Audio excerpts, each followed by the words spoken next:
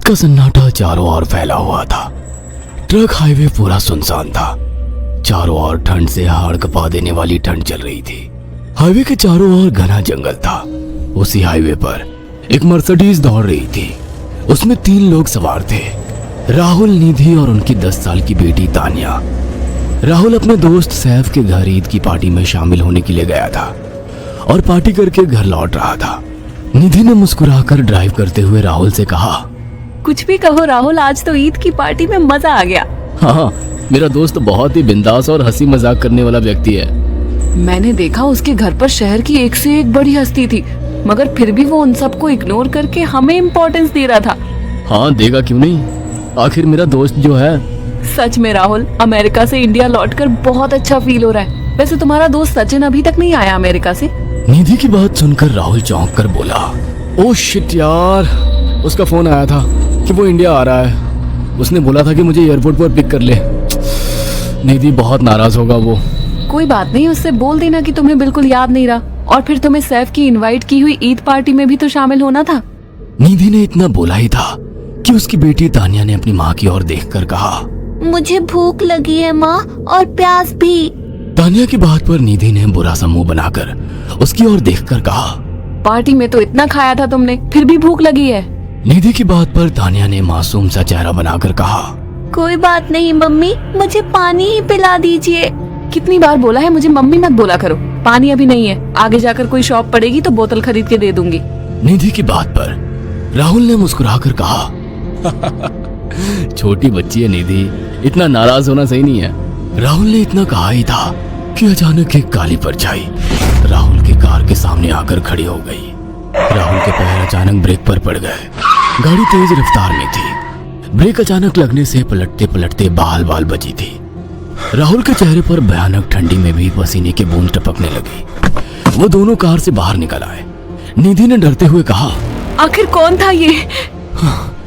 ऐसा लगा जैसे कि कोई भयानक काली परछाई मेरे कार के सामने आकर खड़ी हो गई हो। वह दोनों काली रात के सन्नाटे में इधर उधर देखने लगे।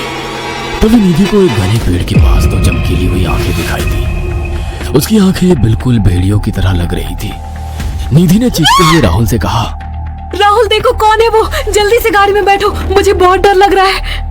राहुल ने उस तरफ देखा तो उसके रोंगटे खड़े हो गए।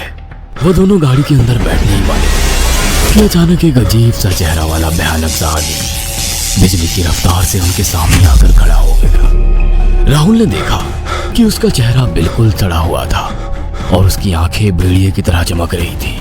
उसके लंबे लंबे बाल उसके कंधे तक आ रहे थे और उसके दांत भेड़िए की तरह बाहर की ओर निकल रहे थे। हाथों की जगह नुकीले पंजे थे।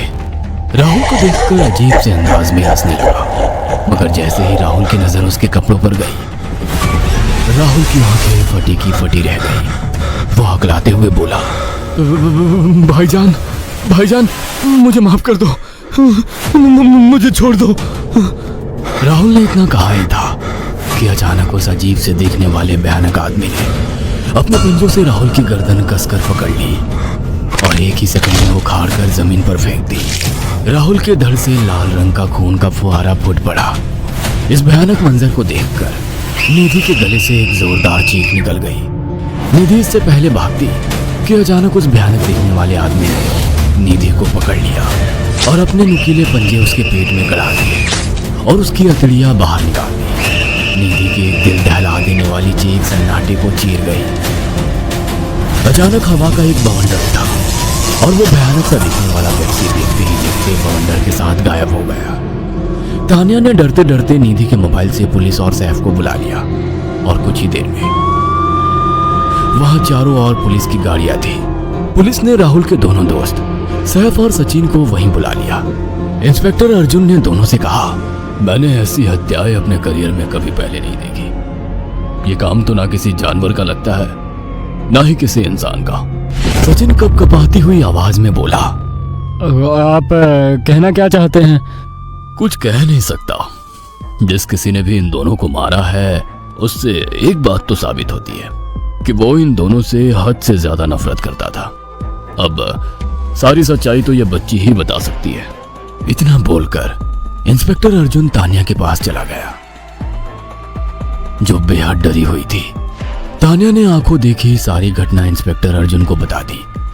तानिया की बात सुनकर इंस्पेक्टर अर्जुन कंफ्यूज चेहरा लेकर मोबाइल पर किसी से बात करने लगे। सचिन इंस्पेक्टर के पास आ गया और सैफ भी डरता हुआ इंस्पेक्टर अर्जुन के पास आकर बोला, क्या हुआ इंस्पेक्टर? तानिया ने क्या बताया? उसने जो बताया वो काबिल यकीन नहीं है। उसकी बात पर किसी भी तरह से यकीन नहीं किया जा सकता। फिर भी कुछ तो बताया इंस्पेक्टर। हाँ, उस बच्चे के मुताबिक एक भूत ने निधि और राहुल को बड़ी बेदर्दी से मारा है। इंस्पेक्टर की बात सुनकर दोनों बुरी तरह से चौंक गए। क्या मतलब है इस बात का? बच्ची बेहद डरी हुई है। हम आगे की तफ्तीश जारी रखेंगे। निधि और राहुल तो चले गए, अब तानिया को मैं रख लूंगा। नहीं नहीं, राहुल मेरा अच्छा दोस्त था। तानिया अब मेरे साथ रहेगी। देखिए, बच्ची के माँ बाप अब इस दुनिया में नहीं है और आप दोनों भी शादीशुदा है। मुझे नहीं लगता कि आप दोनों बच्ची की सही से देखभाल कर सकते हैं। मेरी कोई औलाद नहीं है। मैंने अपनी पत्नी को फोन कर दिया है, वो भी IPS ऑफिसर है। ये बच्ची आज से मेरे साथ रहेगी। उसका मासूम चेहरा मेरे दिल में उतर गया है। अब तुम दोनों जा सकते हो। पूछताछ के लिए मैं जब भी तुम्हें बुलाऊं तुम दोनों आ जाना। इंस्पेक्टर ने ये बात बोली ही थी कि अचानक वहां पर मौसम बदल गया। चारों ओर काली घटाएं छा गई और एक भयानक बवंडर उठा और देखते ही देखते सब पुलिस वालों के सामने वो भयानक चेहरे वाला आकार सबके सामने खड़ा हो गया। उसको देखकर सबके रोंगटे खड़े हो गए। देखते ही देखते उसने अपने भयानक पंजे सैफ की आंखों में डालकर उसकी आंखें निकाल ली। सैफ ने चीखते हुए वहीं दम तोड़ दिया। उस भयानक आदमी को देखकर सचिन उसके पैरों पर गिर गया। तुम तो भाईजान से कपड़े पहने हो। मैं समझ गया, तुम भाईजान हो। मुझे माफ कर दो भाईजान, मुझे यहाँ से जाने दो। मैंने कुछ नहीं किया था। वह भयानक चेहरे वाला गुर्राते हुए बोला, बता इन सबको कि ये सब इतनी भयानक मौत क्यों मरे। सचिन दौड़ता हुआ इंस्पेक्टर अर्जुन के पास गया और बोला, मैं जानता हूँ इसने इन तीनों को क्यों मारा। इसका नाम भाईजान था। जब ये जिंदा था ये किसी का भाई किसी की जान था। बहुत साल पहले ये हम सबका बहुत अच्छा गहरा दोस्त और बिजनेस पार्टनर था। ये सबकी बहुत मदद किया करता था। इसकी प्यारी सी बेटी थी तानिया, जो इस वक्त कार के अंदर बैठी हुई है। ये इसी की बेटी है। भाईजान अपने सारे पैसों से एक बहुत बड़ा हॉस्पिटल खोलना चाहता था जिससे गरीबों का मुफ्त इलाज किया जा सके, मगर हम तीनों इसके लिए तैयार नहीं थे।